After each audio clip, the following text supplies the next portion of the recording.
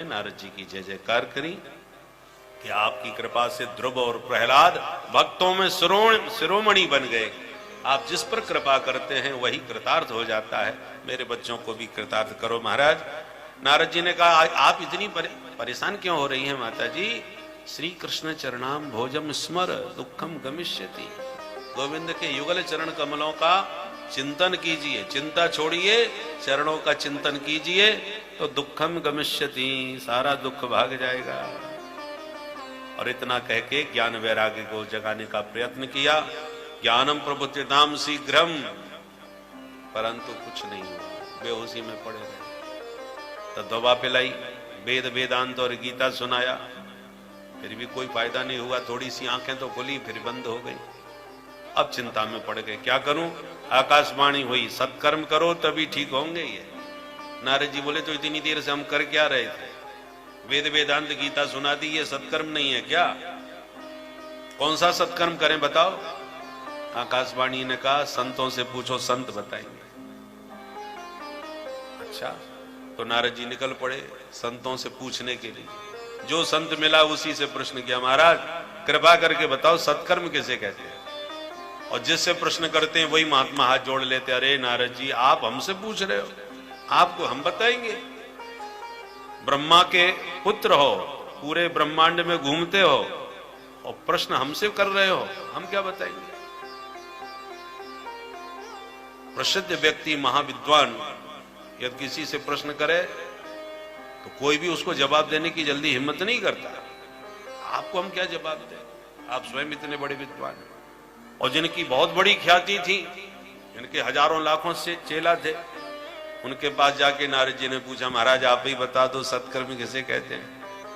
अब उन्होंने सोचा कि हमारी इतनी ख्याति है, मना कर दें, हमको नहीं आता तो बेइज्जती हो जाएगी चेलाओं में, इसलिए सारा कर दिया। आजकल हमारा मौन व्रत चल रहा है, मौन खोलने दो फिर बात करेंगे आपसे।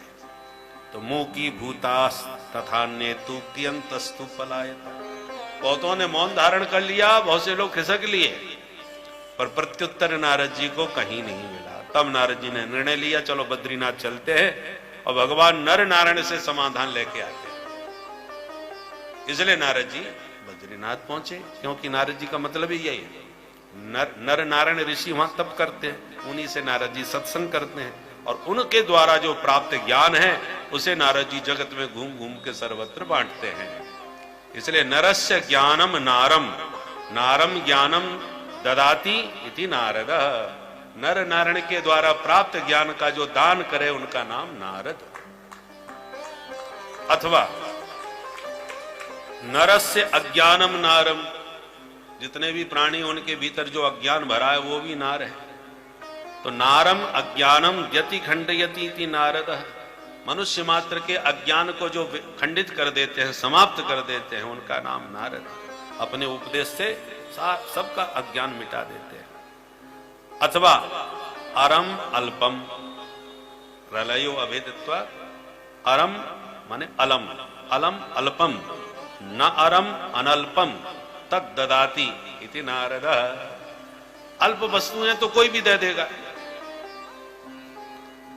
परंतु नारद जी अल्प वस्तु नहीं देते, अनित्य वस्तु नहीं देते, नित्य शाश्वत साक्षात परमात्मा का ही जीवों को दान कर देते हैं। इसलिए इनका नाम है नारद। अल्प वस्तु नहीं, अनल्प वस्तु का दान करने वाले।